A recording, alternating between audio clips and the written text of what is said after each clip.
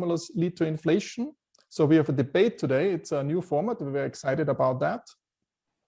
And we will start with no further ado. Larry will start his remarks, and then Paul will have a response to it. And then we go back and forth and have a Q&A session back and forth.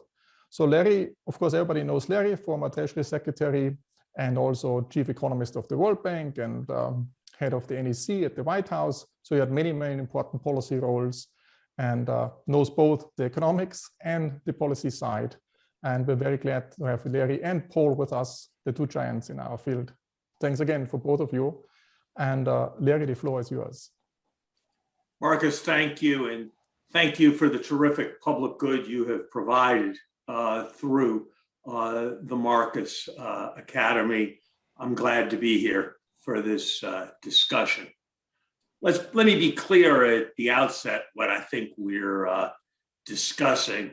Some of this, I suspect, was set off by my Washington Post column about 10 days ago. I don't, as an economist out of government, have views as to what the right political strategies are. And certainly I've got enormous respect for President Biden and the very, very serious and able people who comprise his economic team. And I think it is clear that it is urgently important to provide relief so that we do not have a K-shaped recovery. It is urgently important that we support aggregate demand through the period ahead. That the lesson of the last years is the importance of using fiscal policy aggressively. Indeed, that's been a central aspect of my secular stagnation thesis, that at a moment like this, it's better to err on the side of doing too much than to err on the side of doing too little. These, though, are qualitative arguments, very compelling qualitative arguments that could be used in support of a $1 trillion program or in support of a $5 trillion program, and could be used in support of programs with a variety of different compositions.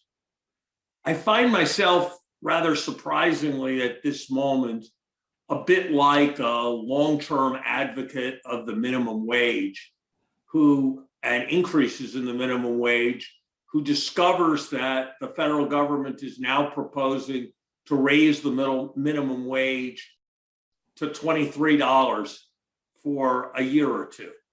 On the one hand, approving of the broad impulse. On the other hand, very much wondering about the design and timing of the proposed policy measures.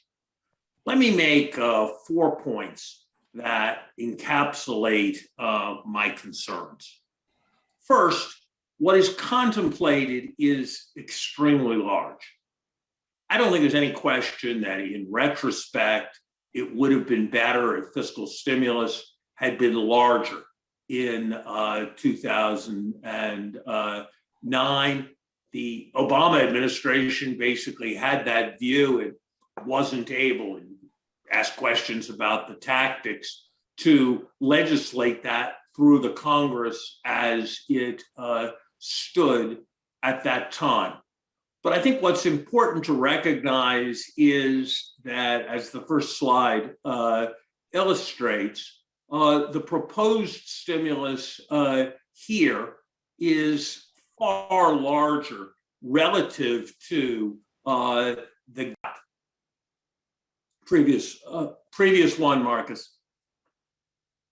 is far larger relative to the gap than anything that was undertaken in 2009. Yes, 2009 was too small.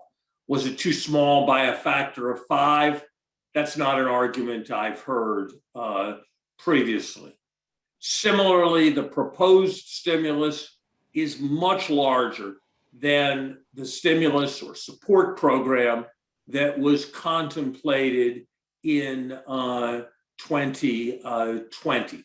So at 14% of GDP in new measures, at a cumulative budget deficit approaching 20% of GDP, we are in extraordinary territory.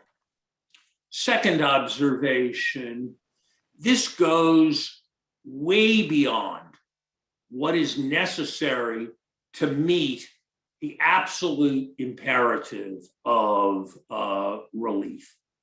There is no question that there is tremendous suffering because of COVID's direct and indirect consequences, and it is government's obligation to meet that need. But if you remember only one number that I say, remember this one. Income, wages and salary, total income is running about $25 billion a month below an optimistic projection of where it would have been without COVID. $25 billion. In contrast, if you look at the unemployment insurance, plus the checks, plus the child credits, plus the rental assistance, which is small, you spread that out over the whole year, you are getting a number that is in excess of $100 billion a month. That's why it's projected that disposable income for households will be well above traditionally projected levels. Of course, it's probably more important to look at the lower income populations, but because the assistance is targeted towards the lower income populations, as the next slide illustrates, the magnitude of the assistance relative to lost income is much greater than it is for the population as a whole. This should not be surprising. Unemployment insurance is going to provide greater incomes than employment did for nearly 2/3 of those who are unemployed. And whereas unemployment insurance normally reaches half the unemployed, now the number of unemployment insurance recipients is slightly in excess of the number of people who are unemployed.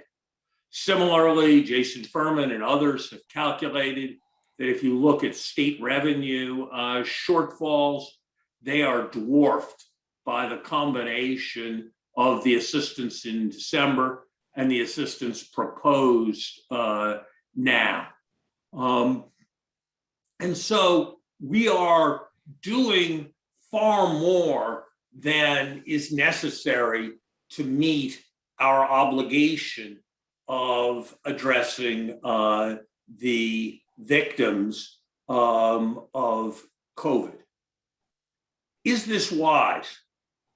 There are, I think, two reasons for believing that we could be passing much better legislation that would do more for our economic future.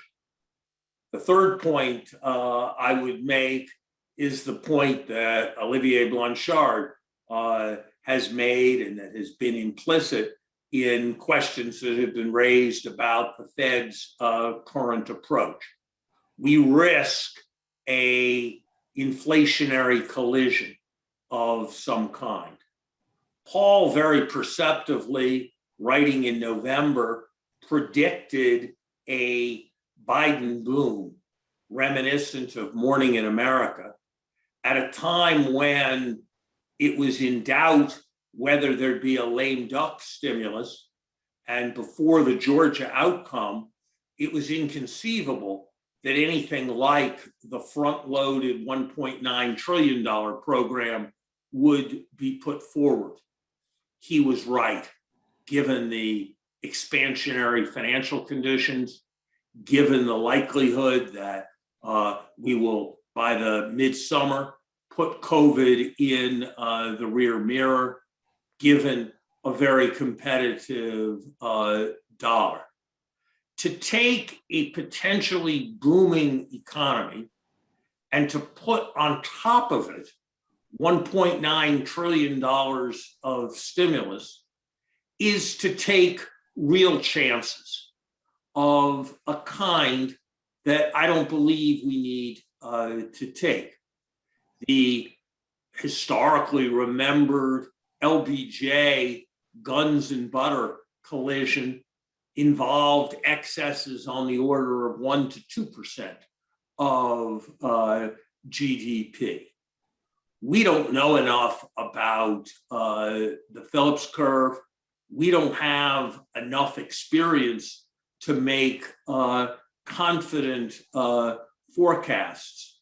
But when we are speaking of fiscal actions of this potential magnitude on top of an economy that quite likely would be booming with no further fiscal stimulus, we are, I believe, taking imprudent risks. The prospect has been held out that the Fed can manage any problems that arise. That is not my reading of the historical experience. My reading of the historical experience is that almost every time the inflation has accelerated and the Fed has felt it necessary to step in to prevent inflation from accelerating, the result has been that the economy has gone into recession. The Fed has had essentially no success in engineering soft landings. Every time unemployment has risen by 0.5%, it has risen by 2%. And so the risks are very substantial of collision. Those risks might be worth running if that was necessary in order to provide relief, but it isn't. They might be worth running if this was all that was at stake. But, and this brings me to my final point, the centerpiece of the president's campaign, rightly, was a program of building back better through large-scale public investment in preventing climate change, in infrastructure, in education, in the caring economy. And what's contemplated is trillions of dollars of further investment on top of a situation that is potentially problematic in terms of its aggregate demand impact. What should happen instead? There's nothing wrong with a $1.9 trillion target or even a larger target. But the emphasis should be on public investment and building back better, preparing us to protect the climate, preparing us to compete with China, preparing us to be a more just society. As many economists have advocated, there's an important role for triggers. I could be wrong. It could turn out that COVID is much longer lasting than now looks likely. We've seen that Congress can be dysfunctional. Triggers that would increase unemployment insurance, if that were to happen, or in extremis would provide benefits to households, would be appropriate. So but a much better program, I'm just stopping, a much better program would be a program that was focused on meeting necessary relief needs in a targeted and efficient way, focused on public investment, with contingency triggers if the economy were to turn down. That would be a better basis for durable prosperity. Thanks a lot, Larry. You made a very strong point that the size, essentially, if it was spread over the years and it were more investment focused, I guess it would be different in terms of inflation expectations. Paul had recently revived his blog and had a very nice first entry in his new blog. And so we're very glad to have him back in the blogosphere. And I'm sure that Paul has his own perspective, and I'm curious to find out, we all are curious to find out what his perspective is on this Biden stimulus. Okay. I found myself remembering some physics history as getting ready for this discussion. A very young Wolfgang Pauli, after hearing a presentation by Albert Einstein, said, what Professor Einstein has to say is not entirely stupid. So what Larry had to say is not entirely, no, I mean, I think there's a very serious point, which is that we should indeed be thinking about the macroeconomics of this big program. But I have a quite different take, and I think it is not to say that Larry's concerns are entirely off base, but I think that they're exaggerated, and you do need to think about what are the actual alternatives here. So I think the first thing to say, which I've been trying to say since the very early stages, but just doesn't seem to get through, is that this is not about stimulus. We are not in a conventional recession. It is something, it's a combination supply and demand shock, but I don't think it really helps. We're still essentially in a partial lockdown, which is in part the result of government policies, bans on full-scale indoor dining and so on, but largely also just voluntary. Who's going to be dumb enough to, some people will, but you shouldn't, even if it's allowed, you shouldn't be going to full indoor restaurants. And this means that we have a situation of suppressed output, which is not well described by the concept of an output gap. It is not the case that if we had sufficient aggregate demand, we would be back up to some estimate of potential output. We are rightly not doing a lot of stuff we would normally be doing. Which means that the whole framework of stimulus to fill an output gap is not the right way to think about where we are. I've suggested that we think about it as disaster relief, or in some ways it's like fighting a war. You know, when Pearl Harbor gets attacked, you don't say how big is the output gap. Let's size the defense budget based on plausible multipliers to fill that output gap. That's not what you do. You spend enough to actually win the struggle that you're in, which doesn't mean, although it's not stimulus, it can nonetheless be stimulative. So there is you do want to think about the macroeconomics of it, but you do want to do that, you know, with the understanding that that's not the purpose of what you're doing.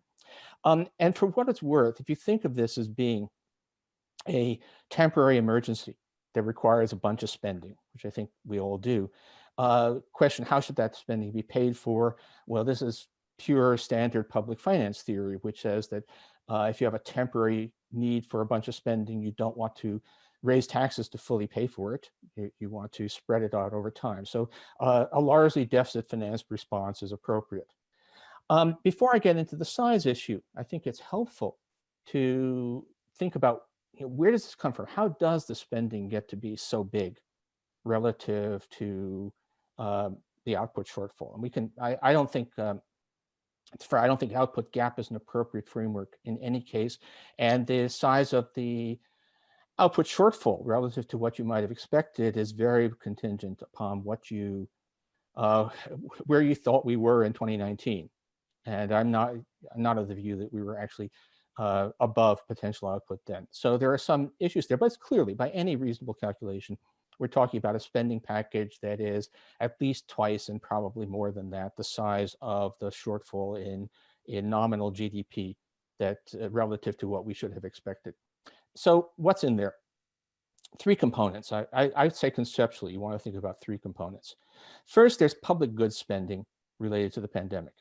Shots in arms, making schools safe to reopen, several $100 billion of stuff that is really quite clearly directly related to the public health emergency. It's not most of the package, but it's a significant part of it. Second, there's income support. The unemployment insurance being the most important part of that, and the income support is it's a big deal. And to some extent, you want to think of aid to state and local governments as being a kind of income support. That because of our fiscal federalism and balanced budget requirements, lower levels of government are in some ways in the same position as liquidity constrained unemployed workers. They need aid to tide them over. And then the third part, there's a bunch of stuff that is not very targeted. In my blog post, I called it belt and suspenders. It's the argument for things like the checks to to most adults, regardless of economic circumstances, are the economic argument for them is that any attempt to create criteria for targeted aid is going to have gaps in it. And certainly the unemployment benefit has gaps in it. So you're throwing out a bunch of money, much of it going to people who have not been hurt by the pandemic or not significantly hurt, but some of it also going to people who really have but are not getting aid. And so you're throwing some money at them. And it's not well targeted, but trying to be too careful can be a problem. I would be very upset if the whole program or most of the program consisted of untargeted checks, but it doesn't. It's something like a quarter of the program. So those are the three things. And if you want to think about how the program can be so big relative to the income shortfall, you want to say, well, there's the public goods stuff, which is not related at all to the income shortfall. There's the income support, which is supposed to be roughly corresponding to the income shortfall. And then there's the sort of the belt and suspenders stuff, which is on top of that. And so it ends up being a very big number. Question we should ask then is, first question we should ask is how much overheating is all this going to cause, or how much stimulus over and above what we sort of need to get through is this going to provide? The public goods stuff it's like defense spending in a war, military spending in a war. It's clearly, it's a significant just plus on demand. Necessary as it may be, it is going to be adding to demand. The income support, less so, because to a large extent, maybe not perfectly, but to a large extent, is replacing income loss because of the pandemic. And in fact, if you want to ask what happened last year, it seemed pretty clear that the economy wanted to have a secondary Keynesian recession on top of the pandemic slowdown because there was big loss of income and spillover to demand. And that was short-circuited by the CARES Act, which provided aid and meant supported incomes, and that it supported us. And it really did. It wasn't stimulus in the normal sense, but it did in fact provide a floor under aggregate demand, which was really important.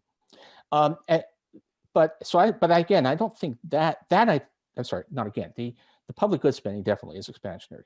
The income support, I think, is largely just keeping us in place. The broad-based stuff, which is the checks, but also, I agree, it does kind of look as if the state and local aid in particular is bigger than the fiscal problems of state and local governments, and certainly in aggregate. Those things are definitely kind of, there's a lot of money. However, it's probably not very stimulative. In fact, it's doing a lot to reassure people, as some of it is helping people in need, and the rest, I mean, I'm not a big believer in Ricardian equivalence, but if there's anything where you can expect that people will just save a temporary increase in income, surely receiving a check that is not compensating for anything and that is a one-time event, a lot of that's going to be saved. There's a fair bit of evidence that happened last year. So that the net impact on aggregate demand is not as big. You look at the $1.9 trillion, this is going to have an aggregate multiplier well under 1. It's not going to be nearly as big as the headline number would suggest. It still is a stimulus on top of an economy. Now, I do think we're going to have a boom, but I don't think it's going to happen until we've got enough vaccination for herd immunity, which means it's going to be coming late in the year. So, I'm very optimistic about late 21 into 22, but not right away. But we're putting something on top of that. And I have to say that I think it's a little, yeah, it's true that monetary policy attempting to offset fiscal stimulus actually has sometimes overdone it and led to recessions, and has sometimes underdone it so that inflation starts to take off. And I'm not sure that there's any general principle that says that we should presume that the Fed is in a systematic way unable to handle this. But it will have to do something if things go well. If we do have a kind of booming economy. For what it's worth, which may not be much, the markets aren't acting like they're particularly worried about this, but could be. But I think the other thing that you want to ask is, if you don't, if you're worried about this, what are you suggesting? Which pieces of the relief package, the rescue plan? I was happy to see the Biden people call it that, not a stimulus. Which pieces of the rescue plan would you want to drastically cut back? Not the public goods pandemic fighting, for sure. That's what we really need to do. The unemployment benefits are a bit, they're generous, but not as generous as the $600 a week as in the CARES Act. And it's not that, the difference between what you might think was a reasonable compensation and maybe the slightly higher stuff is not a big deal. Generalized checks, yeah, the case for those is the weakest of all the pieces, but they're also not likely to have very much stimulative effect. And the same is true for any excess state and local aid. State and local governments, if they find themselves getting a lot more money than they're going to need, they're not going to have a huge boom in state spending. We're going to have a lot of it used to replenish rainy day funds. So I don't think that that's a big inflationary stuff. And the question has got to be, what are you suggesting that we cut? And of course, it does matter that the checks, which are the least justifiable piece in terms of standard economics, are also by far the most popular. And I don't think we can entirely disregard that. That's part of part of making successful policy, is making something that you can actually sell. Thanks. Can I just add one last point? Sure. Larry, I agree that the bigger thing is infrastructure investment, but I don't think that these are competing. Any excess stimulus that we're going to get now is going to be gone by the time any kind of infrastructure program is going to get rolling. Infrastructure stuff is stuff for sometime next year at the earliest. It's just not going to be a competing issue. And let's be realistic. The political economy of this, the constraint on the kind of infrastructure plan that Larry and I both want, is not financial, and it's not macroeconomic. It is political. And it's all about whether we will have enough sense that government programs work to be able to do the things we should be doing next year. Thanks a lot, Paul. There was a lot of stuff in it. Let me just summarize. So you think the framework of output gap is probably not sufficient to look at this problem. There's more income support rather than a stimulus. That relates to some resilience argument as well, where the households would like to have more resilience, more of liquidity buffers compared to earlier. We know that in the US, it's for many households, they don't have enough liquidity buffers.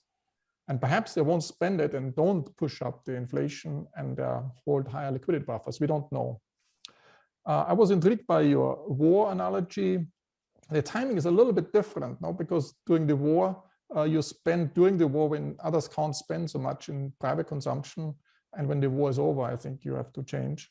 Here, it depends very much how the vaccines are rolled out. But I find it so perhaps Larry can respond to it, and let's keep it back and forth short.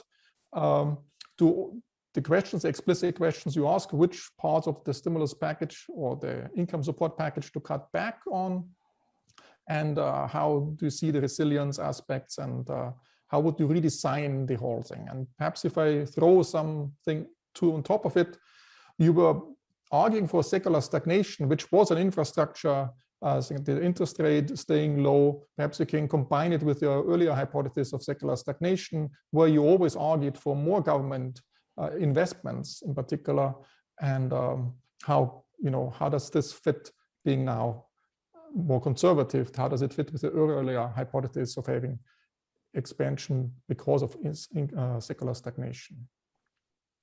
So I'm sympathetic to Paul's basic framework. There's about $170 billion in there to spend on vaccines and fighting COVID, and every penny that we can usefully spend or even half usefully spend fighting COVID, we should spend. I'm for that. Lost labor and salary income is $20 billion a month now, going down over the year. Call that $300 billion to be very generous. We should absolutely spend that. That gets us to $500 billion. There are other categories that you can argue that can be argued about, and so you might get up towards $1 trillion.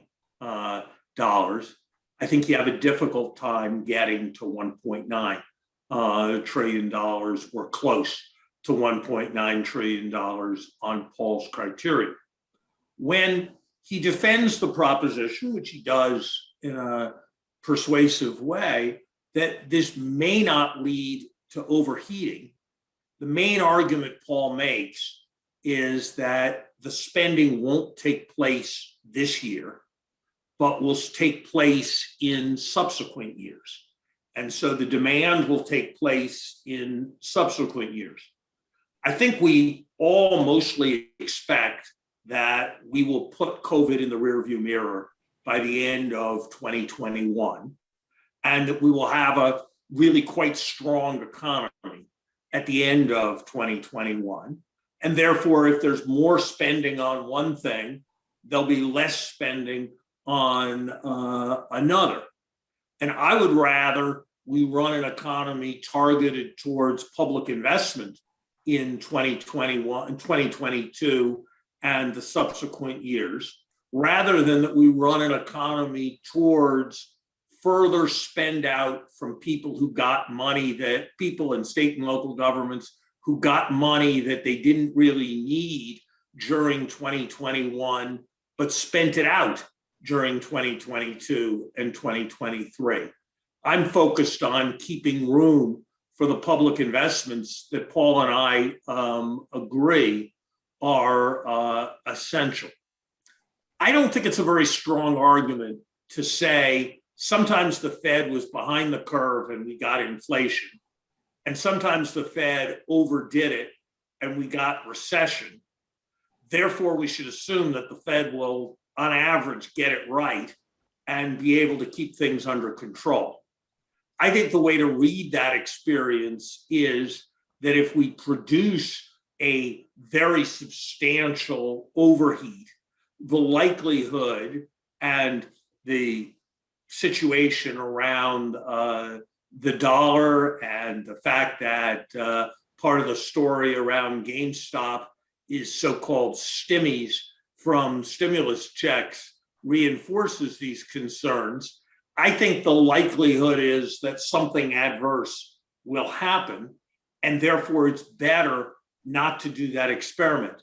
So it seems to me that much the more prudent approach is to do exactly what Paul says is appropriate, which is to meet the need for this emergency in a generous way through this year, while at the same time planning for and providing economic support for things that will create jobs, help those who are disadvantaged, but also build the economy's capacity and create the wherewithal for more debt.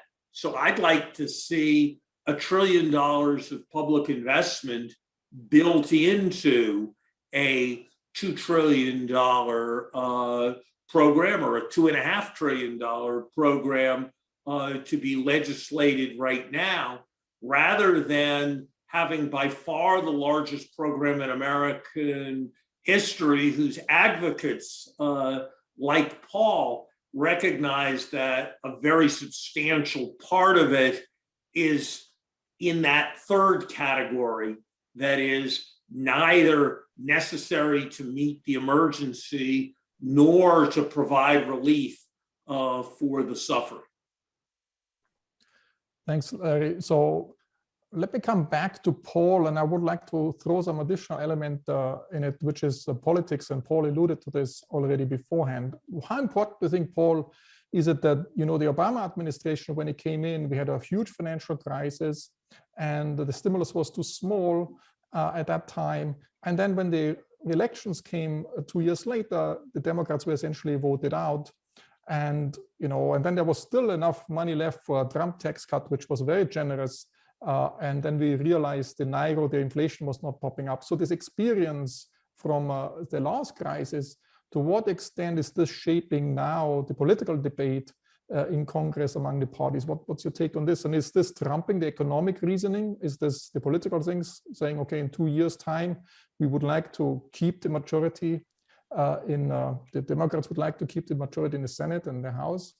Okay, let me come to that in a second. I want to talk just about two substantive economic issues. First is, yes, if we're over, actually, three issues amongst the economic issues. First of all, it's not just the specific. I mean, the shots in arms is what Larry talked about, and that's a big slug of stuff. But also there's quite a lot of spending on other things, notably education, basically virus proofing schools, and that's very much, actually, that is a form of long-term investment, because getting kids back to in-person learning as soon as possible is an investment thing, probably more important than any kind of infrastructure. But still, there is probably quite a lot of air in this stuff that is not really well targeted on people in need. On the other hand, trying too hard to make stuff well targeted, we're not able to make a very precise cut there. So a certain amount of stuff that is kind of scattered, maybe scattershot, with only some of it falling on the people who are most in need is okay. Now the question there then becomes, well, but isn't that setting up for excess demand the next few years? For what it's worth, I think of that as just an increase in household wealth, and the marginal propensity to spend out of wealth is not 0.5, it's something like 0.1 or less. So it's something that's going to be spread over an extended period. It's not a 2022 issue. It's a next decade issue. I know it's liquid, but it's still, and of course there, you know, GameStop, yeah, people spending their stimmies, there's always going to be some of that. About the Fed, my read, when I tried to come up with something that looks comparable in scale to what I think the actual fiscal stimulus is going to be, I actually come up with the Reagan tax cuts and military buildup of the early 80s. And of course, what's hard there is that you had layered on top of that was the Volcker recession. So a very tight monetary policy, which was instituted before the tax cuts, led to a severe recession and then was relaxed, and you had Morning in America. But if you actually ask what happened after that, which was a situation where tight monetary policy was in effect trying to offset fiscal stimulus, it actually worked. We had basically a soft landing in 84, 85, and nothing terrible happened. Now you can go through it, but the experience of the 80s, which is the most dramatic tight money thing that we see, but the story about tight money causing a recession is one that's before the fiscal stimulus. My read on that is that the Fed actually managed to handle the fiscal stimulus pretty well. Marcus, politics, of course, that hangs over everything. In fact, the reason why at some level Larry and I are having a purely academic debate, this thing is going to pass, and it's going to pass with a number very close to 1.9 trillion, and it's going to pass that way, and it's going to include a bunch of checks that are where the economic case is a bit weak, and the reason is because the checks are enormously popular. Democrats were badly burned by the experience of the Obama years, where an underpowered stimulus helped to lead to a Republican takeover of Congress. Its political stuff is just incredibly fraught. I mean, we're kind of mostly, I hope, in an insurrection-free zone here, but when you take a look at who the other party is and the urgency of doing stuff that is popular, especially when you've kind of promised it. I mean, the fact of the matter is that the Democrats hold the Senate in large part because their two candidates in Georgia promised people $2,000 checks. Wisely or not, as you know, the fact is the party is not going to go back on that. So yeah, the politics overhangs it. Now, I don't like that.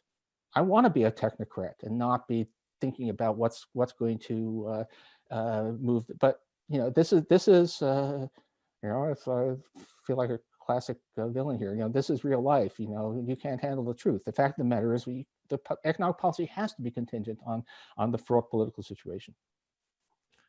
Thanks, Paul. Let me pick up on the 1980s. Of course, the 1980s, we had a high nominal interest rate. And I was just wondering whether, Larry, you could outline a little bit, and Paul can come back to this as well. What are the implications of hiking the interest rates?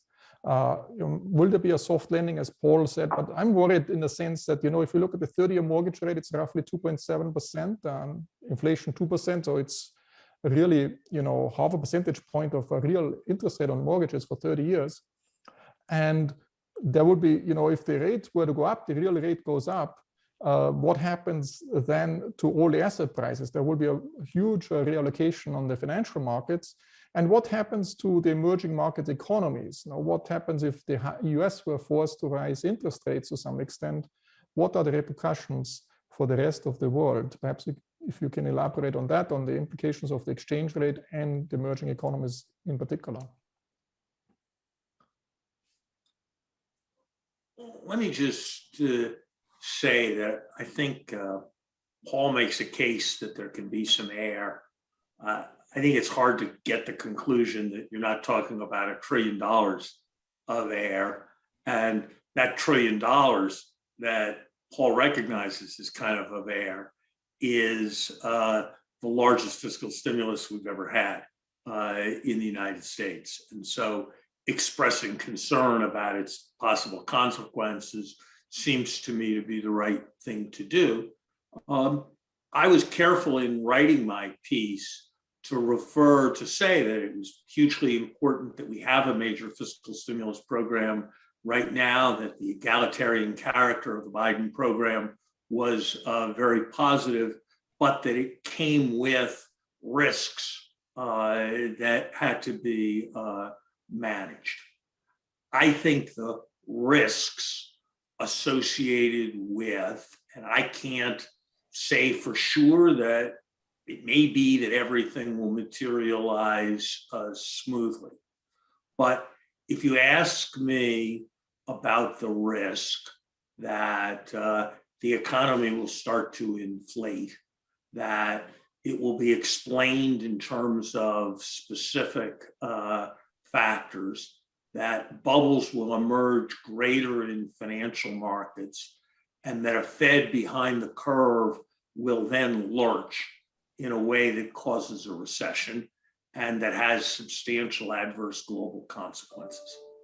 If you ask me about the risk that we will just be inactive for a long time and discover ourselves in a new norm with much higher and rising inflation expectations, and that the flat Phillips curve that is now a cause of such celebration will become a major problem in terms of the difficulty of restoring stability.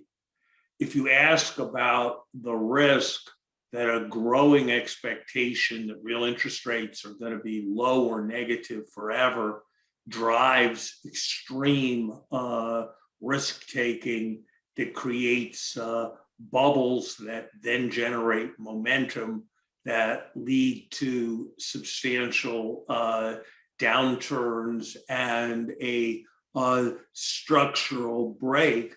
If you add up all of those risks, and if you add up the way in which what I suspect will be the growing salience of those risks over time may inhibit spending on necessary public investment, it seems to me to be a much better course to lock in the public investment now rather than to lock in the spending power for households. On one technical point, I'm surprised by what Paul said. I would have thought that it was certainly to be expected that if you gave middle-class families $2,000, $6,000, if there's a family of three, checks, which they didn't spend this year in part because of COVID, I would have thought the best guess would be that the spending propensity out of them would be far greater than the spending propensity economists usually estimate from wealth, which is driven by fluctuations in the stock market.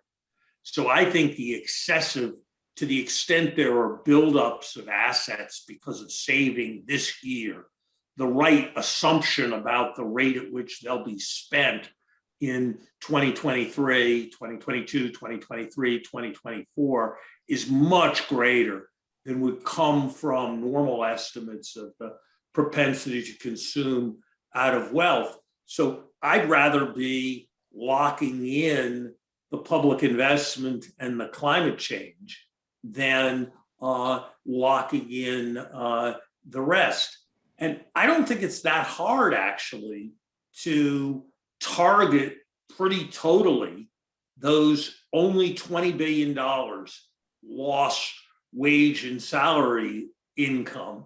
And I don't know what the argument is that you need to spend 5 or 6 times that in order to make sure you're reaching the people who need to be reached. And since even on Paul's calculations, that's such a large part of the program, I think that's a case that needs to be more fully articulated. And look, if this is a necessary political compromise, it's a necessary political compromise.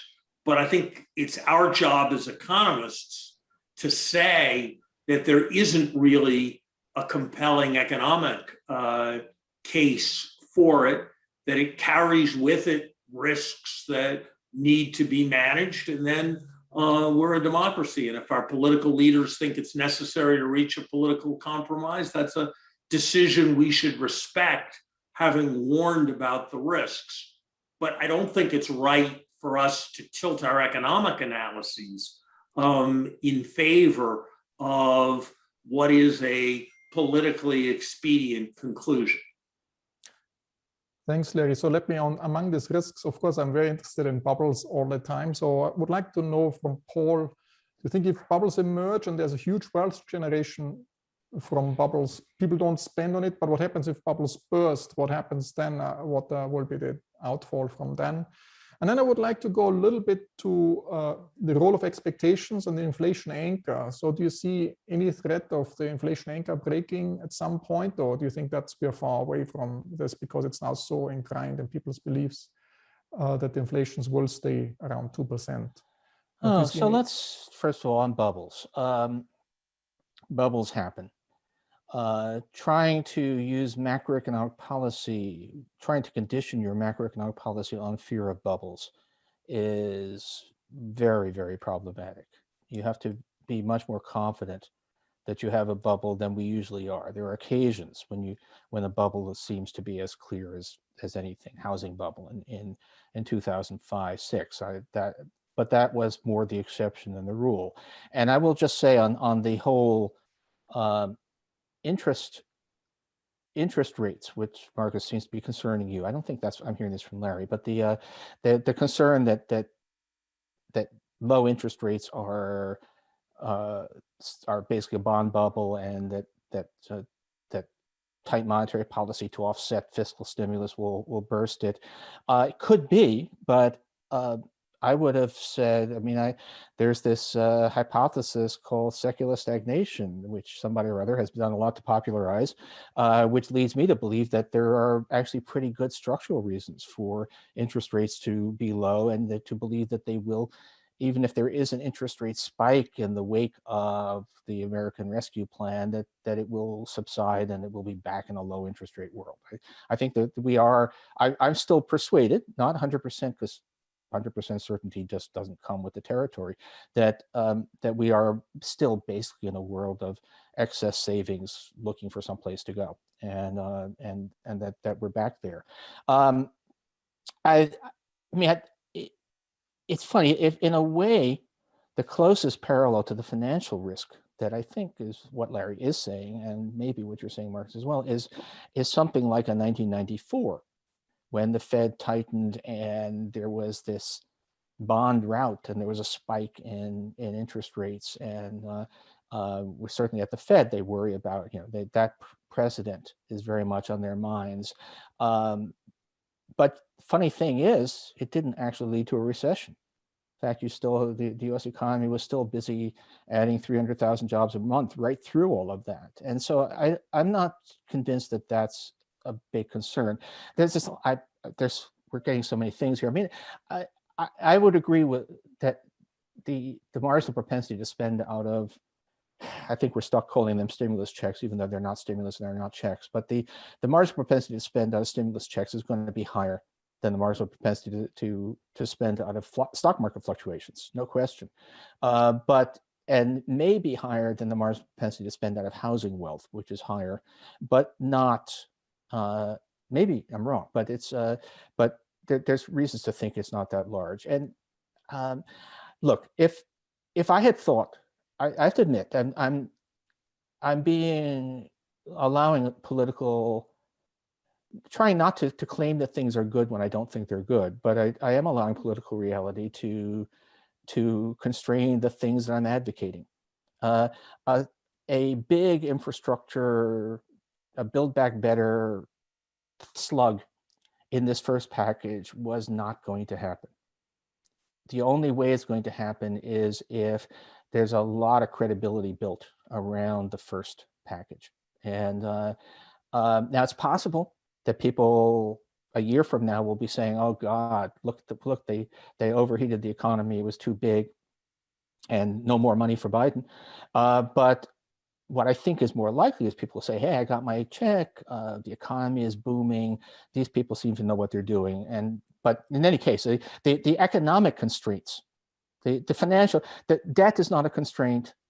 In fact, aggregate demand is not going to be that much of a constraint. So it's all really about the political economy, like it or not. I don't want to play politics either, but like it or not, political economy is what's going to determine how much of an investment agenda we can have. Thanks. So Paul's much more confident that aggregate demand and concerns about financial stability are not going to be an important issue by the end of the year, given a program of this magnitude, than I am. He might be right, but he's much more confident of that than I am. I kind of agree with him. If you had asked me to make the case that I was wrong, I would have used the same example he did of 1994, where you did have a big interest rate spike, and you didn't have adverse economic consequences. I think the big difference between that environment and this one is that in 1994, we had a government that was organized around the theme of fiscal stability, deficit reduction, and bringing down the debt share of GDP. And a similar kind of scenario in an environment of double-digit budget deficits, it seems to me, would carry with it substantially more risks than what we had in 1994. There may be a difference between Paul and I in the extent to which one wants to make the best be the enemy of the good. I think in terms of economic analysis, the way we can make the biggest contributions is by warning about what the risks are, and by being clear about what would be the best opportunities. And it doesn't sound to me like Paul disagrees with me that if we did what was necessary to fight COVID, to remove schools and to get schools going. And then we did what was necessary to meet that $20 billion a month in lost wage and salary income.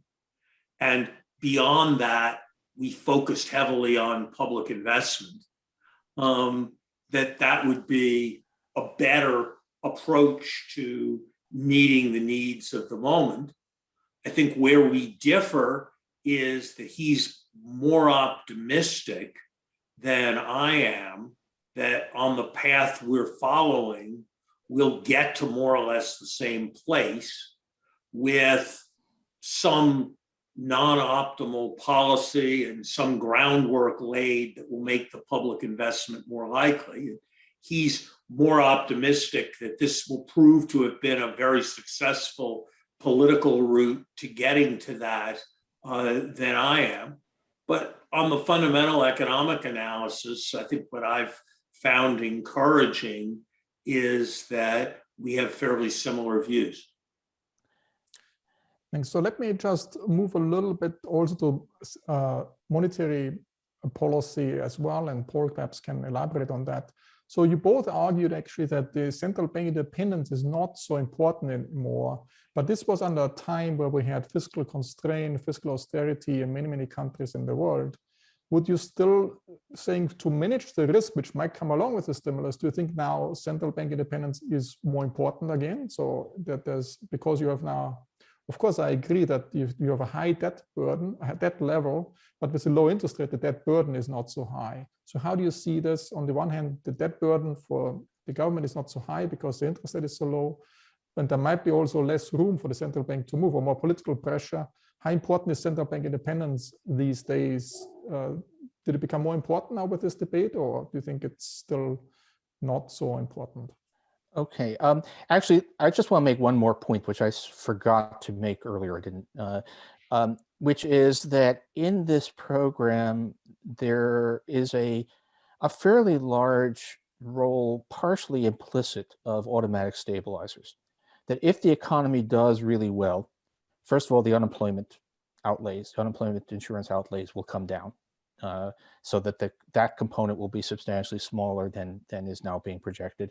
And also, although this is the implicit part, if the state and local fiscal situation is substantially better than we expect, I think that they will bank a large part of the aid, so that the downside, if the economy has an upside, then that in fact is going to probably reduce the amount of stimulus that's going to be supplied. So I think that's worth saying. About, yeah, central bank, I think it's, there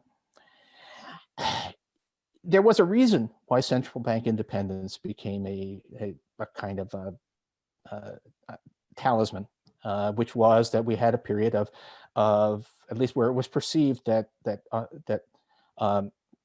inflationary psychology and political dominance over central banks led to bad stuff, and you can certainly see that to some extent in Arthur Burns, and you can see that the dash for growth in Britain and all of that stuff, and so we got to this position of central bank independence being crucial, and then that was actually a response to an inflationary environment of that's long gone. Now, there is a question. If we're saying, okay, actually a lot of bad stuff happened as a result of central bank independence, it would be kind of a shame if we ditched it exactly as we approach the moment where actually the case for central bank independence is coming back. It would be, we would be managing always to be fighting the last war economically. I think we're quite a ways from that. The thing is that it took years.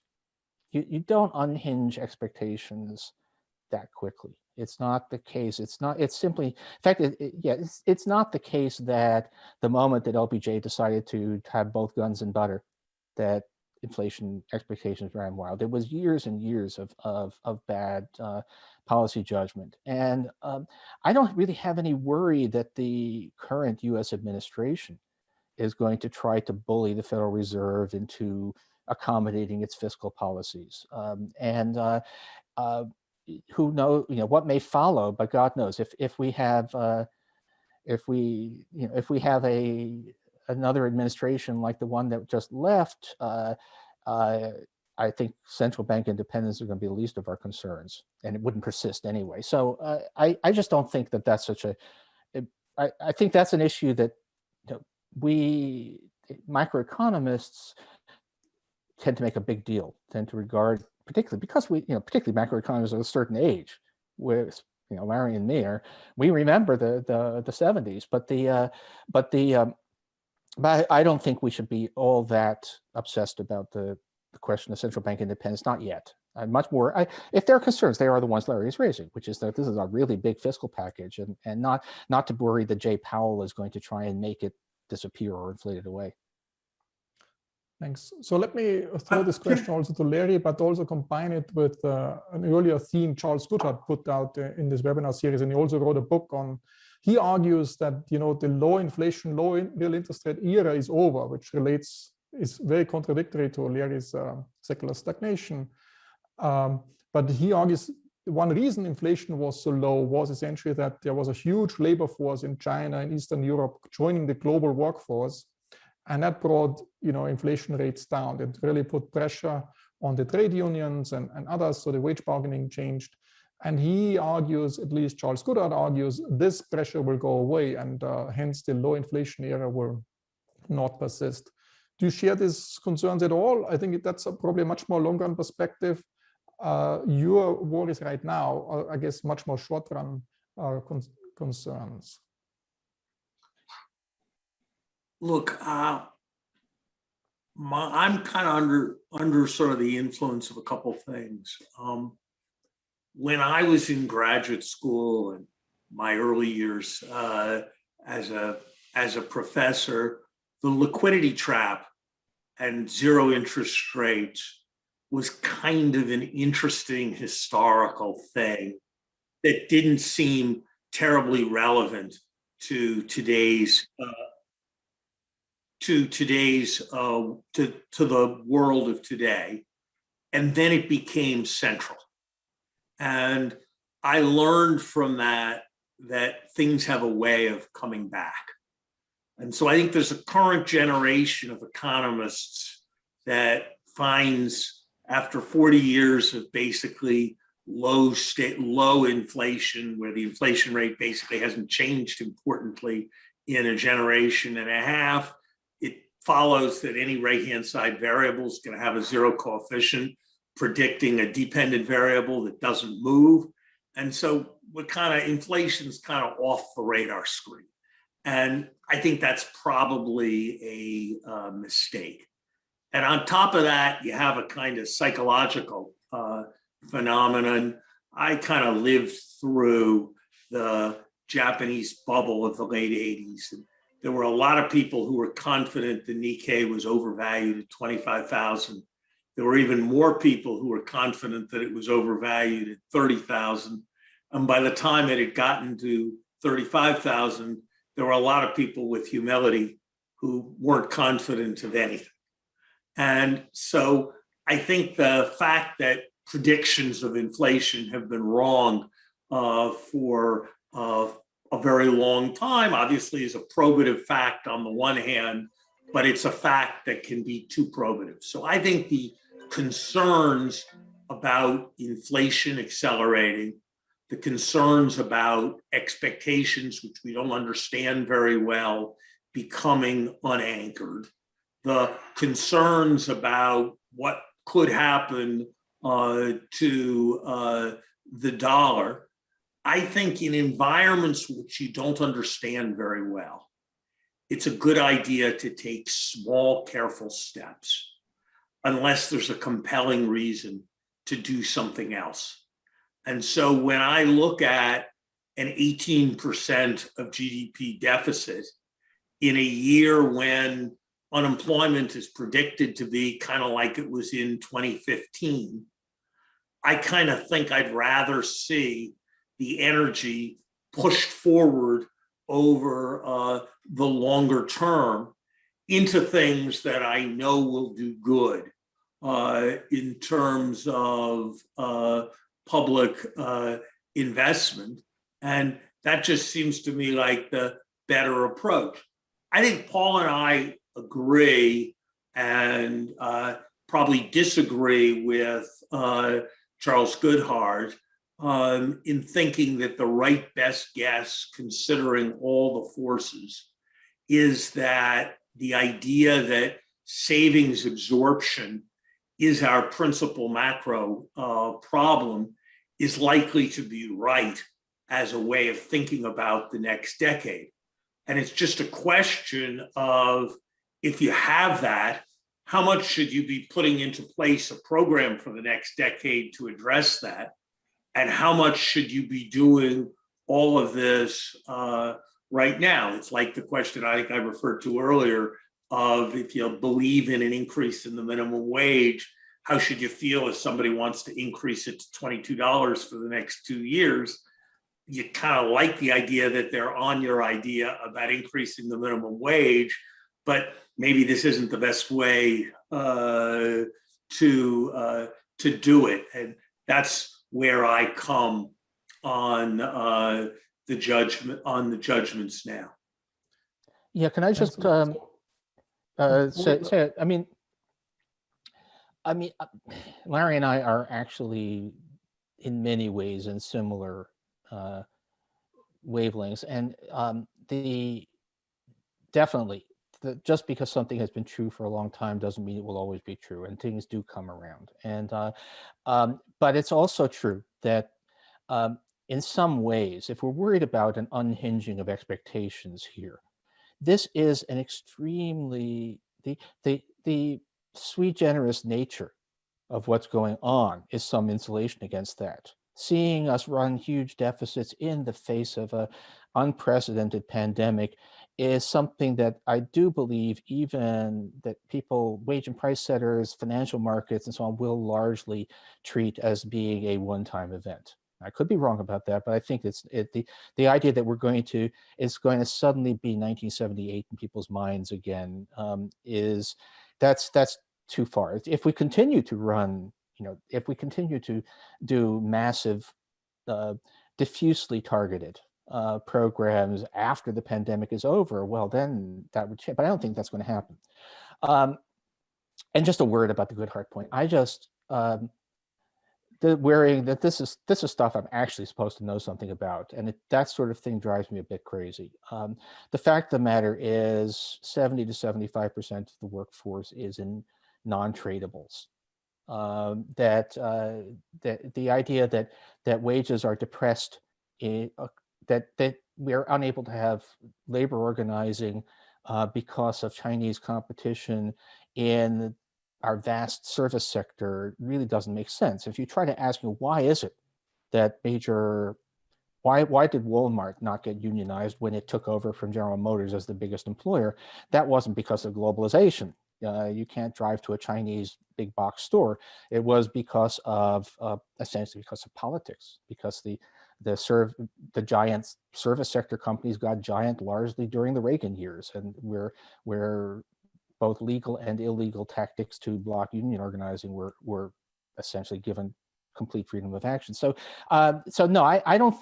It's possible that the low inflation environment of these past 3 decades is behind us now, but not for the reasons that Goodhart is saying, and mostly I think not, because basically I come back to it. I was vastly persuaded by Larry's secular stagnation argument. I think that we have a lot of persistent economic weakness, beyond this, beyond the COVID relief into the post-COVID world.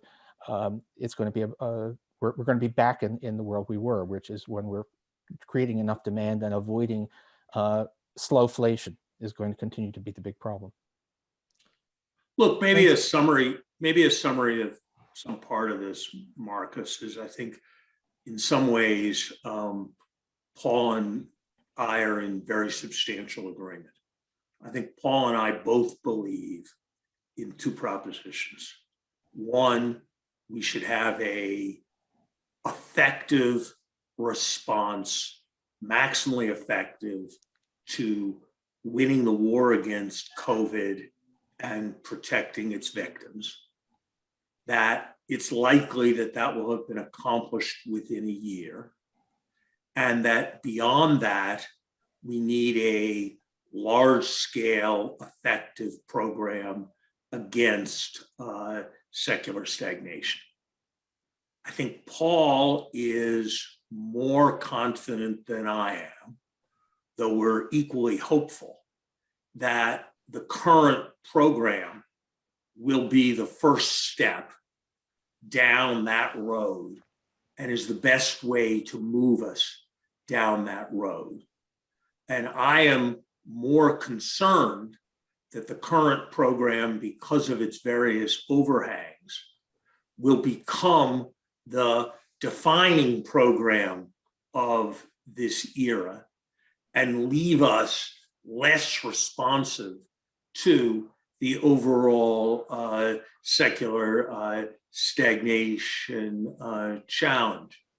But I think that our disagreement on that point should not obscure our agreement on a fundamental point where we are still at considerable variance with many in the economics profession and even more in the financial establishment, that our fundamental issue of our time is the absorption of saving. And it is that rather than the rise of Chinese labor or some kind of promiscuous profligacy on the part of central banks that is the way to understand the major economic trends that are playing out. Thanks, Larry. So, Paul, I give you another minute to respond, and then I will conclude. I think that's exactly. I mean, the truth is, we'll find out. I think Larry is. I think you're exaggerating. I think you're wrong. I'm not exaggerating. I think you're excessively worried about the risks, but I'm not sure of that. I'll admit that I'm not sure about that. And but it's a peculiar thing, because although this debate only started very recently, it's already pretty much moot. In fact, something that is, it now seems unlikely that it will be as small as 1.7 trillion. It's actually this thing is going to pass. It's going to pass with Kamala Harris's vote, and it's and then we'll find out and hope that it can be managed. And then you're right. I mean, I'd say actually the overriding issue is, of course, climate change. But the way to deal with that and simultaneously deal with the problem of secular stagnation is through a lot of public investment. So this behind us, that's where we should be going, and we'll see whether this massive thing, it is massive, whether this massive thing paves the way for that or gets in the way of it. And cross your fingers and hope that the optimistic view is right. Thanks a lot. It was a pleasure to talk to you, both of you, and I think the audience really appreciated it as well. Let me just summarize. Perhaps there's a lot of agreement, so we always stop with a positive note. So both of you agree a lot. There's a different emphasis in some dimensions. I see that Paul is seeing more the political constraints, Larry is seeing more the risk dimensions, but at the baseline, there's a big agreement. And with this, thanks again. Fantastic. And great appreciation to both of you.